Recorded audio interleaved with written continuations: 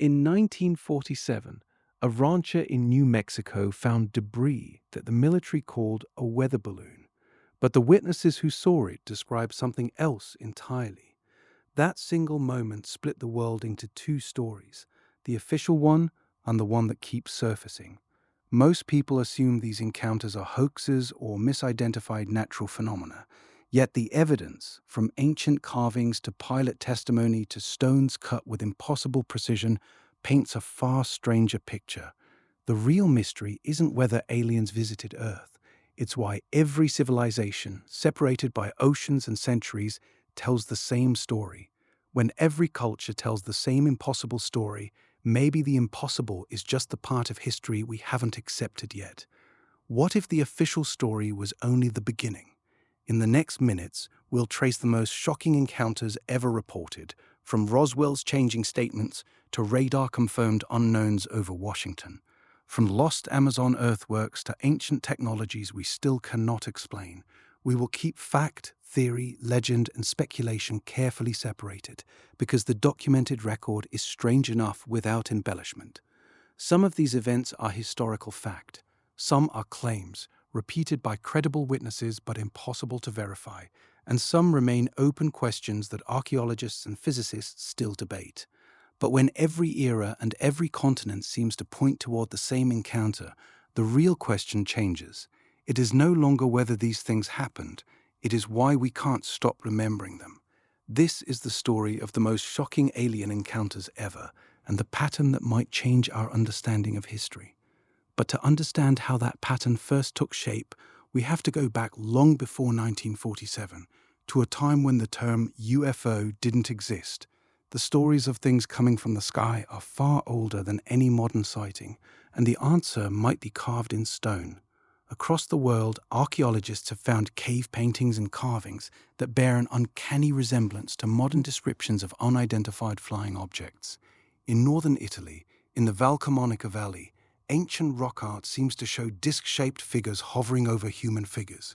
In Australia, the Wandjina paintings depict strange white beings with large dark eyes, often interpreted by local Aboriginal traditions, sky beings who came from above. Some researchers suggest these images are evidence of ancient alien encounters. But here is where we have to be careful. What we know for certain is that these artworks exist and that they are ancient. What we do not know is what the artists intended. Interpreting ancient art is speculative. We cannot ask the people who made those paintings what they were thinking, so the meaning remains open to debate. Similar uncertainties appear in ancient texts. The Hindu Vedas describe vimanas, flying chariots capable of crossing vast distances, even traveling between worlds. The Bible tells of a chariot of fire that carried the prophet Elijah into the sky. The prophet Ezekiel described a vision of a wheel within a wheel, accompanied by strange creatures and brilliant light. Earlier still, Sumerian myths speak of the Anunnaki, beings who came from heaven to earth. Are these literal accounts of extraterrestrial visitors? That is a theory. Many scholars interpret them as mythology, as poetry, as religious symbolism, or as ancient people trying to describe natural phenomena in the only language they had. But here is the strange part. These stories come from cultures that had almost no contact with one another. They are separated by oceans, by centuries, by different languages and belief systems, and yet they share a common thread. Beings descending from the sky, sometimes bringing knowledge, sometimes bringing warnings. Whether the artists and storytellers were describing literal encounters or something more symbolic, their visions shaped the way entire civilizations understood the universe. So were these ancient people describing aliens or something else? Maybe the more revealing question is how these images and stories became so similar across the world. That unanswered pattern carries forward, because it may not end in the distant past. It may be waiting for us in the modern era, where witnesses have started reporting encounters that look almost identical to the ancient ones. And no modern encounter has shaped that pattern more than the one that began on a ranch in New Mexico. To understand why Roswell still matters, we have to walk through the timeline carefully, because the timeline itself is the mystery. In early July of 1947, A rancher named William Brazel discovered unusual debris scattered across his sheep pasture near Roswell, New Mexico.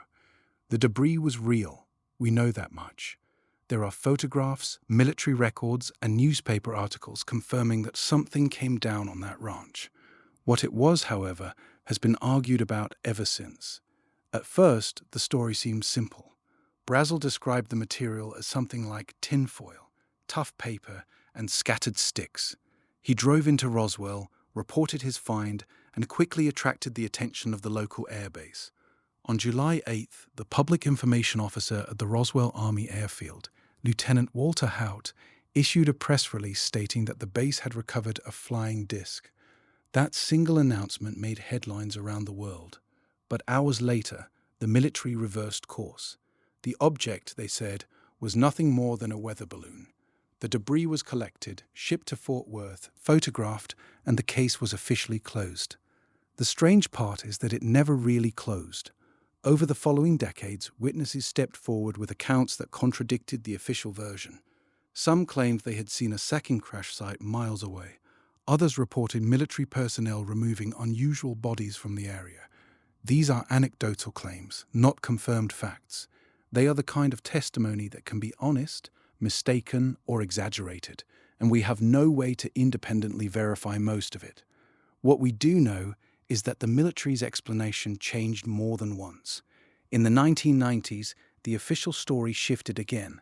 The debris, authorities said, came from a classified balloon project called Project Mogul, designed to detect Soviet nuclear tests.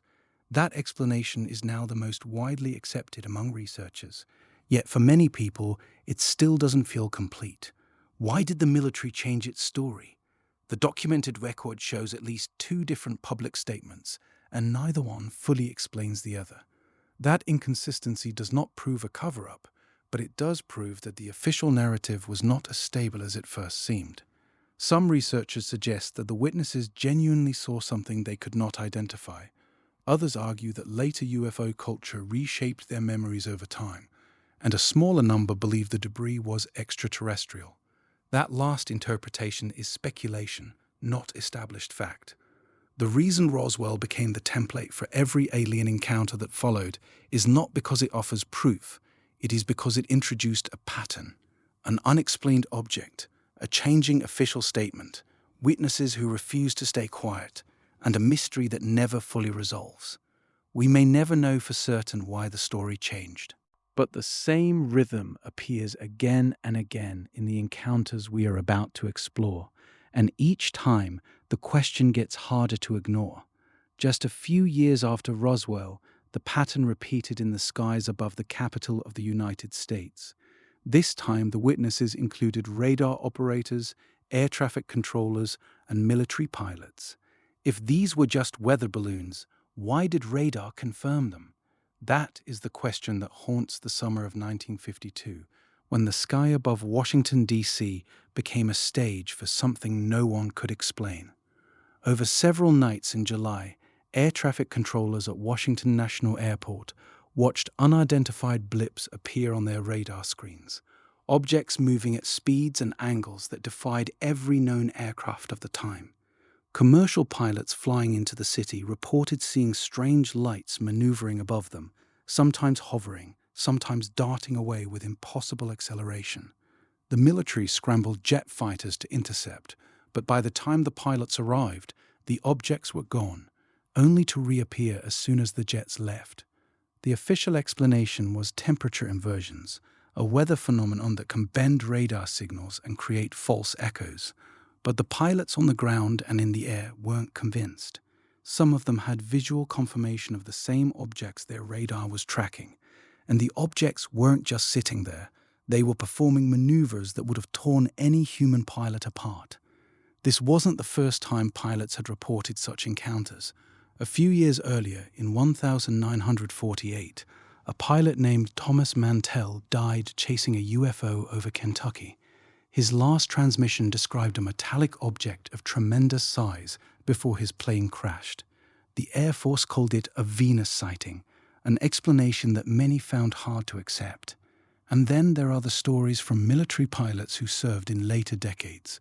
spoke of being locked on by unknown craft that could outfly anything in the arsenal. These are documented incidents, but what they actually were remains unidentified. The word UFO doesn't mean alien, it means unidentified flying object, and that is exactly what these were, objects that defied identification. But the pattern is intriguing. When every pilot, every radar operator, and every air traffic controller describes the same impossible behavior, you have to ask what they are seeing. Some researchers suggest that these encounters point to technology far beyond our own, perhaps even evidence of non-human intelligence. But that is a theory, not a proven fact. What is fact is that the sky is not empty. It is full of things we don't fully understand. And every time we think we've explained them away, another pilot comes forward with a story that doesn't fit the official narrative. The Washington sightings of 1952 remain one of the most documented and least explained events in aviation history. The radar data was real. The pilot reports were real.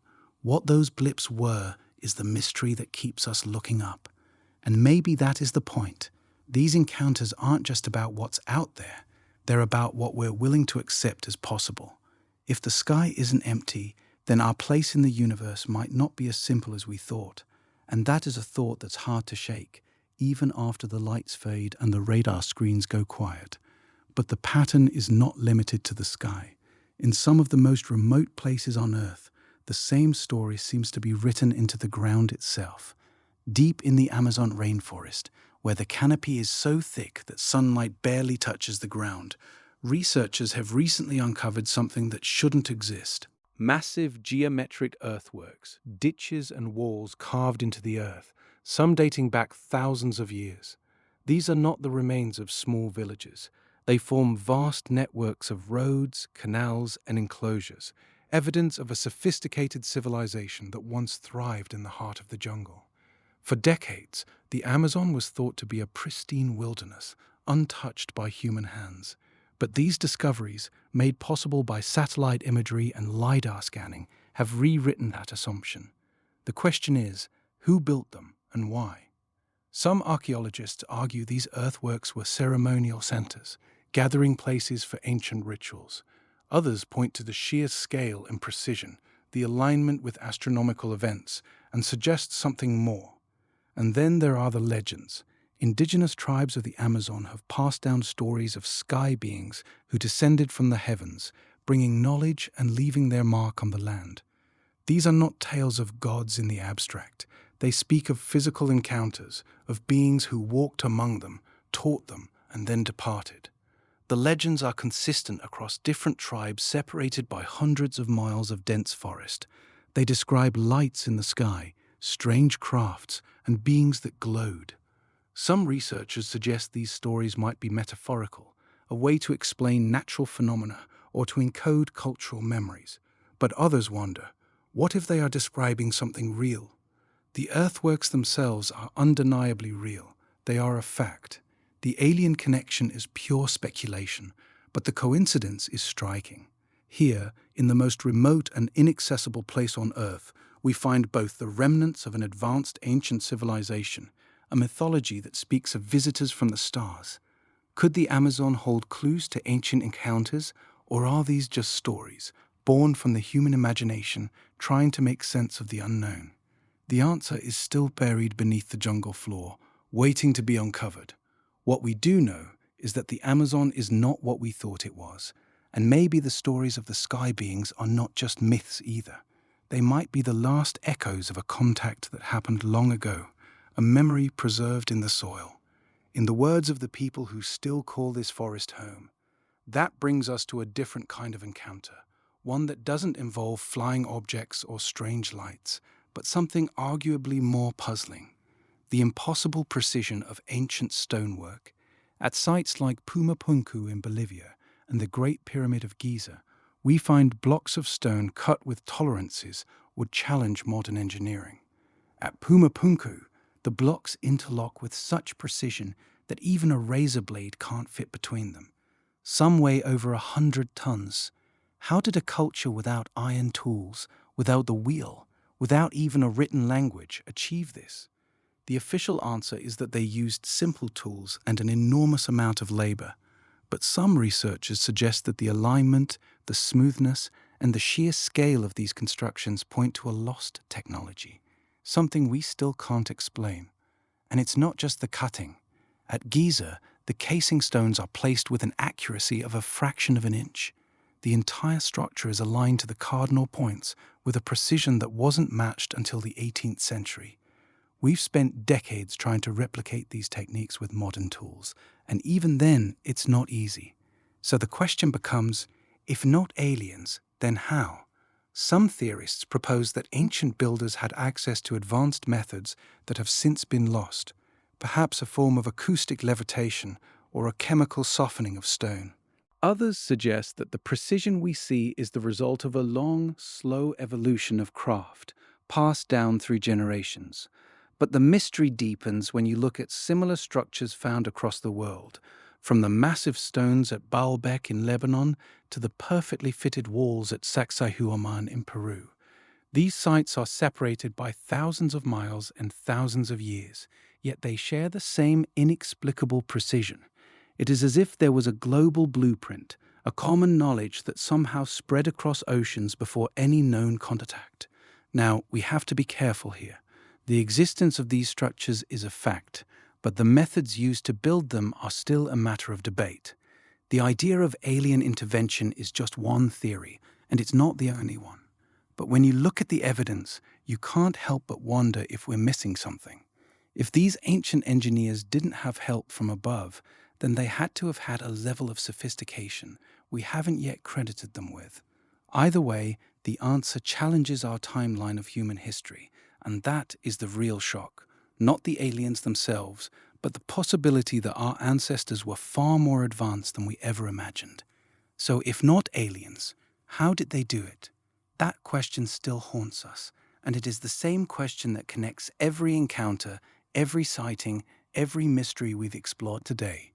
Maybe the answer isn't out there, but back in time, waiting for us to catch up. So where does that leave us? We started with a rancher in New Mexico and a weather balloon that never quite explained itself. We moved backward through cave paintings and ancient texts, and forward through radar blips over Washington and earthworks hidden beneath the Amazon. We ended with stones so precisely cut that they seemed to belong to another age. In every case, the documented facts are real. The interpretations are what divide us. But the pattern remains. Across centuries, across continents, across cultures that never knew each other existed, the same story keeps appearing. Something came from the sky, something left a mark, and something about that memory refuses to fade. Maybe these are all coincidences. Maybe ancient artists were painting storms and spirits, pilots were chasing Venus, and the stones were cut by patient hands and simple tools. That is possible. But the most shocking encounters are not the ones we can't explain. They are the ones that keep repeating, as if the universe is trying to tell us something and we are only now beginning to listen. The next encounter could be the one that changes everything. It could happen in the sky, in a jungle, or beneath the stones of a ruin we've walked past for centuries. And when it does, we'll need to be ready to ask better questions. If you want to follow that next clue with us, subscribe and turn on notifications so you don't miss the pattern when it reappears. Because in this story, the pattern never really ends. It just waits for the right moment to surface again.